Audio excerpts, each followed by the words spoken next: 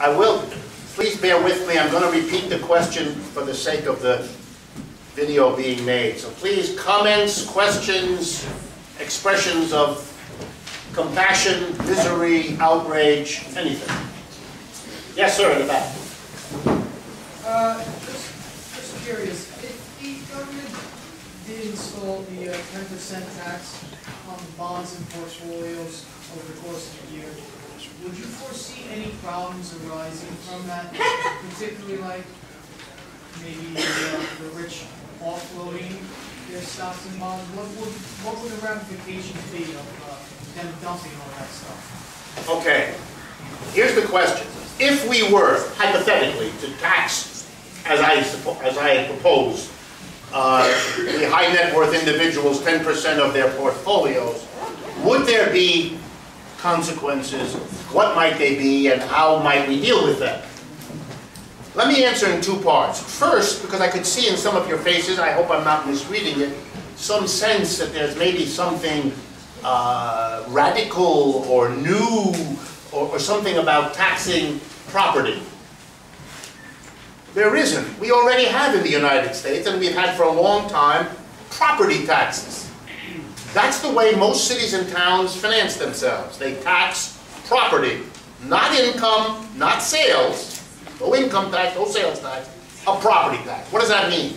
In every city and town there's an office. It's called the tax assessor's office. The tax assessor's job in every city and town is to value all the properties, the land, the stores, the homes, the automobiles.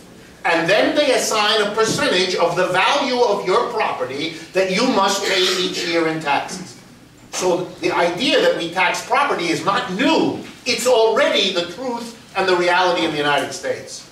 The only interesting thing, and it tells you a story about America much more succinctly than any research study you need to go after. In the United States, cities and towns tax land and buildings and automobiles. They do not tax property in the form of stocks and bonds. If you own a home in any town in America, you pay it, suppose it's a $100,000 home, you pay a property tax every year to the town on the $100,000 home you own. If you sell the home for $100,000 and you buy $100,000 worth of stocks and bonds, the tax you pay to the same town is zero. So we have a property tax, we just exempt stocks and bonds. Let me do that again. We exempt the property that is the major form in which wealthy people hold property. What we do tax is the form of property held by the mass of people, the homes and the land. Again, an occasion for the national anthem. So I'm just proposing that we remedy the exemption for one kind of property by subjecting it to taxes the way we already do for the others. But now this gentleman's question. Would there be a reaction on the part of corporations and the rich? I would guess so.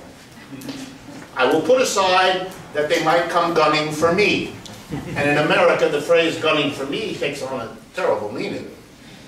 But I'll put that one aside. Here's the suggestion made by many Republicans when this kind of idea surfaces. Well, the rich people and the corporations will take their money away. If it's in New York State, they'll move to Jersey to escape the tax. Gee, if that were a concern, then we would be seeing Mr. Cuomo having urgent meetings with his counterparts in Connecticut and New Jersey, since they could all three solve their problem if they all three did this together and thereby precluded the escape hatch that would otherwise exist. Or here's another option. Let's have it administered by the federal government and let it apply to all 50 states. So each stock and bond portfolio pays a property tax to Washington, which rebates it to the state in which the people paying the tax are located. That's already being done in other areas. It would be easy to do here. But let's take it another step. Suppose they offloaded, to use your phrase, they tried to leave the country. Ha! Then what? Come on, let's not be sheep. This is a game of chicken. This is a bargain. We tax you, you try to escape by running away. We pass a law. You try to run away, we take your factory. We take your stock accounts. We hunt you down wherever you go. You can't escape. You can't escape a murder charge by going to another state, and you can't escape it by going to another country. We follow you. You can't do that. The corporations don't want such laws. They'll sit down and bargain. They understand the game. To be told that, you tax us, we'll do something to screw you, the only response of a democratic government is, you try to screw us, watch what we can do to you. You don't want this struggle, Mr. Corporation, because you've got a good chance of losing. There's no technical problem here, there's just a political problem. Well, the answer might be, if we tax them, then they won't invest. They won't create jobs. They will be angry that you're taxing, and we'll fight back by not investing the money. Hello? The answer of the government is, okay, we're going to tax you. If you respond by not investing the way you were going to, we're going to tax you even more, because we'll take all your money and we'll invest it for you. What we need for our economy is to get that money invested. We don't need them to invest it. We don't need them at all. And they know that. This is a game of chicken. And more of the cards are in the hands of the government than are in the hands of private enterprise. And they know it. The only bizarre thing about American society is that the rest of us don't know it. And that allows them to get away with things that they have no reason. And that's why they fight so hard ideologically, to make sure these questions don't get put on the agenda, because then they lose. They need us to think it's not doable, that the choices are really cutting taxes, raising them, or cutting services. I like to use the following image. It's a little extreme, but I think it works. You're walking down the street, and a masked bandit leaps out of the shadows and confronts you. And he says, I'm either going to shoot you, or I'm going to stab you. But I believe in free choice. You choose. Now, there are two reactions. One, you can begin to grab your head and pace back and forth, trying to figure out which of these to choose. Or you can say, hello, I don't accept this range of options. Get out of my face. You're not going to get me to choose between these two.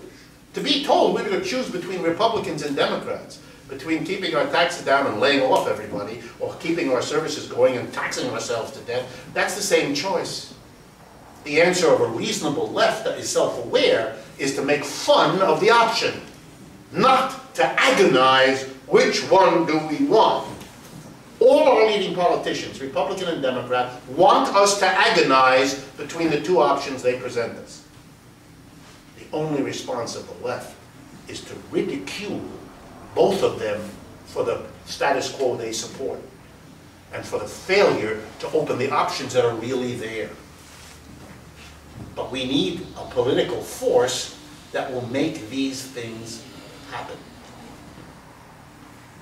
Let me give you one quick example. Well, yes.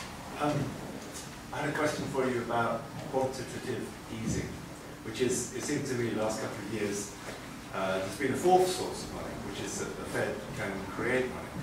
Now, if that money had been used in job creation programs as opposed to improving banks' balance sheets, wouldn't that have been a kind of win-win situation that would have got us out of some of this trouble?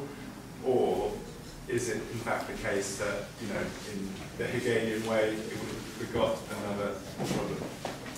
Well, it always depends. Quantitative easing is a popular new term. Americans are geniuses at this. If a reality is painful, call it something else. If it is unbearable to continue being a janitor, we rechristen you a sanitary engineer. And it just changes your whole life. So we don't call it printing money, which is what it used to be called. We call it quantitative easing. But it's basically an activity that the law gives to the Federal Reserve. We in the United States don't have a central bank like other countries do. We have the Federal Reserve, which is our central bank, performs exactly the same functions. And one of the things the central bank can do is literally print money. And I mean that literally. They call up the mint. Mr. Bernanke calls up on the phone and he says to the people at the mint, we had a meeting and in our judgment it would be good in the United States to have more money circulating. So please print up, I don't know, $20 billion worth of $5 bills. That's how that's done. The Federal Reserve does that. Are you all okay with it? The President doesn't do that. The Congress doesn't do that. The Federal Reserve does. Do they need the approval of the President to do it? No. Do they need the approval of the Congress to do it? Absolutely not. The Federal Reserve is an independent agency. They decide how much money there'll be. So his question, correctly, is, they have been, in fact, printing money. They do it both physically in the way I just described, but also in an electronic way. They simply credit banks with a larger reserve than they actually had. That gives them the right to lend that money out, since all this stuff is now done electronically. So quantitative easing means increasing the money supply in the United States. So his question, could you have increased the money supply? And would that have been able to be used, for example, to hire people? The answer is unambiguously yes. They could have printed the money. They could have lent, the Federal Reserve could have lent the money to the government to hire people with. No problem.